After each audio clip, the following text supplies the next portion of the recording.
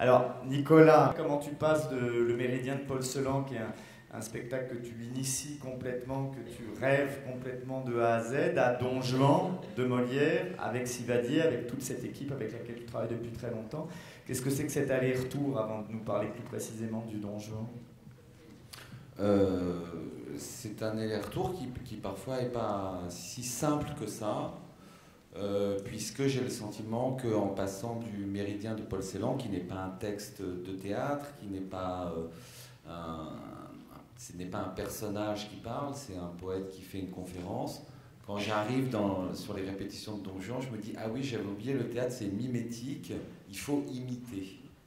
Alors la question que je me pose par rapport au mimétisme et à l'imitation, c'est que comment est-ce que le travail de l'acteur, finalement, n'est pas dans l'imitation d'un sentiment, ou dans l'imitation d'un personnage, ou dans ce qu'on pourrait imaginer d'un personnage, mais au fond, comment jouer, être acteur, c'est toujours un dialogue avec soi et une figure qu'on a à incarner, mais il faut que ça reste en tension entre soi-même et cette figure. Voilà. Et donc c'est ces questions qui sont très actives pour moi dans mon travail et que je peux me poser en passant effectivement d'un projet comme Paul Celan à une pièce comme Don Juan de Molière, en retournant dans un groupe qui est ma famille, qui est le groupe de Jean-François Sivadier, avec qui je travaille depuis une quinzaine d'années. C'est Jean-François Sivadier, c'est Véronique Timsit, c'est beaucoup d'autres acteurs, et puis c'est aussi toute une équipe technique avec qui on est depuis des années et qui ont une part très importante dans tous les spectacles, et qui, sur Don Juan, on a décidé de le faire à 6 acteurs. Jean-François voulait le faire à 6 acteurs, donc c'est très peu parce que je crois qu'il y a 15 rôles en fait dans la pièce.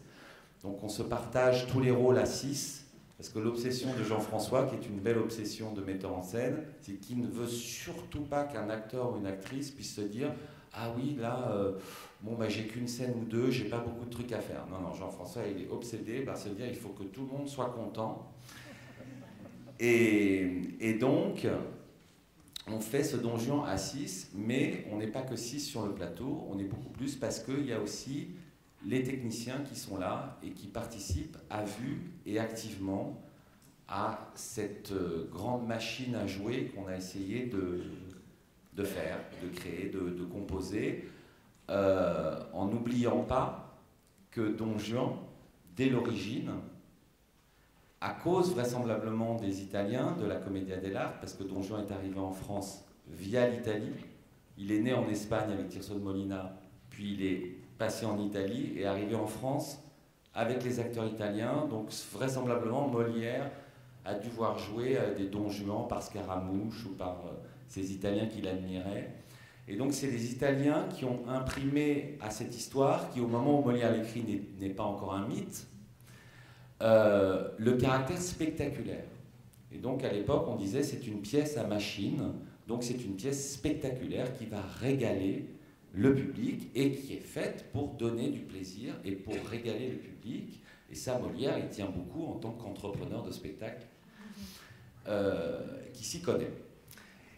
Et à tel point que on sait que les décors ont été commandés par Molière avant même qu'il écrive la pièce. Donc ça veut dire que Molière, il pense un plateau, une dramaturgie, un décor, avant même l'écriture. Ça, c'est un premier élément intéressant. Et puis ensuite, il faut savoir que Don Juan, c'est une pièce fantôme. C'est un nom qu'on lui a donné après la mort de Molière, Don Juan. Normalement, c'est le festin de Pierre. Festin de Pierre, parce qu'à la fin de la pièce, c'est un invariant du mythe, à la fin, il y a une statue de Pierre qui arrive et qui tue Don Juan, voilà, qui punit Don Juan, parce que dans la première version de la pièce, dans celle de Tirso de Molina, évidemment, c'est l'édification chrétienne, hein, c'est que le pécheur est puni par le commandeur qui revient en statue de pierre et qui le tue. Et voilà. Intéressant de voir que cette première version de Tirso de Molina, donc il y a une visée chrétienne, puisque Tirso de Molina était moine, très vite le mythe a, je dirais, changé complètement de bord pour finir par être, et ça, chez Molière c'est très fort, une pièce totalement blasphématoire. Alors, Le héros meurt quand même à la fin, mais enfin on a bien compris que le problème n'était pas là. Ce n'était pas la finalité exacte de la pièce de Molière. On ne peut pas penser Don Juan sans penser à l'interdiction du Tartuffe. Don Juan, le Misanthrope, Tartuffe sont trois pièces qui se lisent en miroir l'une de l'autre et font partie d'un long combat de Molière qui a duré 5 ans pour faire jouer le Tartuffe qui était interdit par le parti des dévots, donc ces religieux, intégristes, fondamentalistes, qui prennent naissance dans cette Europe catholique de la contre-réforme. Il y a une poussée très forte du catholicisme qui fait qu'on voit apparaître un nouveau personnage qui s'appelle le dévot et qui va être caricaturé, moqué par Molière à travers le personnage de Tartuffe. Tartuffe est interdit 5 ans. Dans ces 5 ans, il écrit 13 pièces.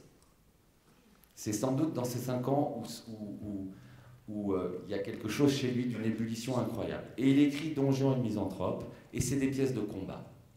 Voilà. C'est des pièces de combat, c'est des pièces comme quand Alceste arrive sur scène et dit « Moi j'en ai marre », c'est Molière qui joue. « Moi j'ai plein de procès, j'en ai marre », c'est Molière qui parle. Quand Sganarelle prend la parole au début de Don Juan et nous fait un portrait de Don Juan, c'est le portrait de Molière par les dévots, qui avait dit de Molière, c'est un démon habillé de chair, vêtu de chair et habillé en homme. Voilà. Donc Molière, il nous parle directement, et il a une façon très belle, comme dans le Misanthrope, de nous attraper tout de suite et de nous dire « Hé, oh, c'est le bordel, c'est le chaos, c'est le désordre, et moi je vais vous montrer ce que c'est que le désordre. » Alors, l'autre particularité de Don Juan, si on parle du personnage de Don Juan, contrairement au Misanthrope, contrairement à Arnolphe, c'est quelqu'un qui n'est pas un penseur, Don Juan, c'est quelqu'un qui n'a pas de conviction. Don Juan, il ne cherche qu'une chose, c'est son propre plaisir. Et il est avec son valet Sganarelle, qui ne sert, Sganarelle, à rien. Il ne remplit pas ses fonctions de valet, il ne fait rien que commenter ce que fait. Peu importe le point de départ, peu importe le point d'arrivée, l'essentiel c'est de se mettre en route.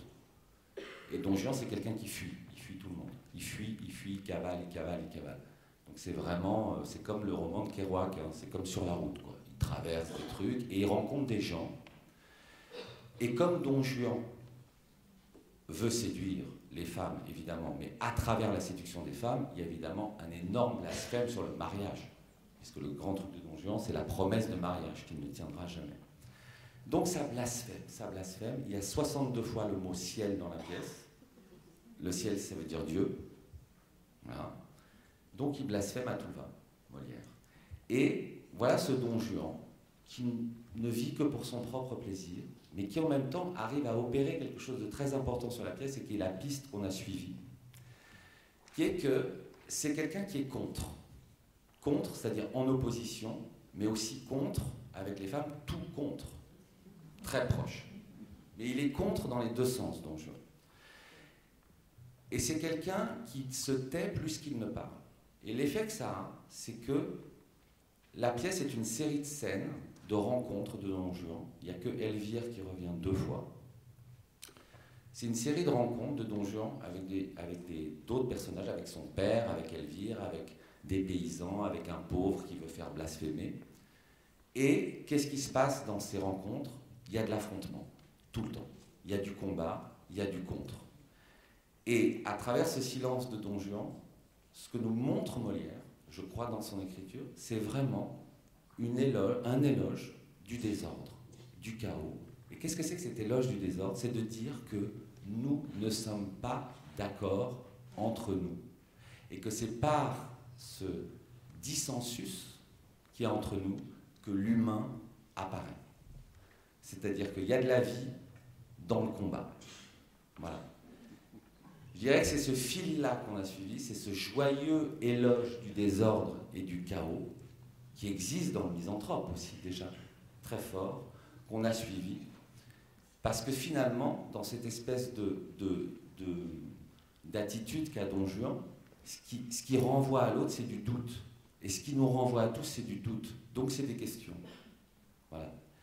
C'est pourquoi la scénographie du spectacle est une scénographie, je dirais, un peu galiléenne, c'est-à-dire on est dans le monde, le XVIIe siècle, c'est quand même la grande révolution scientifique, le monde de Copernic, la révolution copernicienne, le moment où on dit, contrairement à ce que nous a dit la religion pendant des siècles, la Terre n'est plus au centre de l'univers. Tout bouge. Voilà. Et nous, on est un petit point comme ça dans l'espace et tout bouge. Et ben voilà, Don Juan de Molière, c'est une pièce où tout bouge, tout tangue, à l'image du naufrage que font Don Juan et Sganarelle sur leur barque. À un moment, ils ont un accident dans la pièce.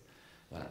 Donc c'est une pièce qui est constamment en mouvement et qui brasse sans arrêt de l'humain, de l'humanité, déchirée, passionnée. Voilà. Merci.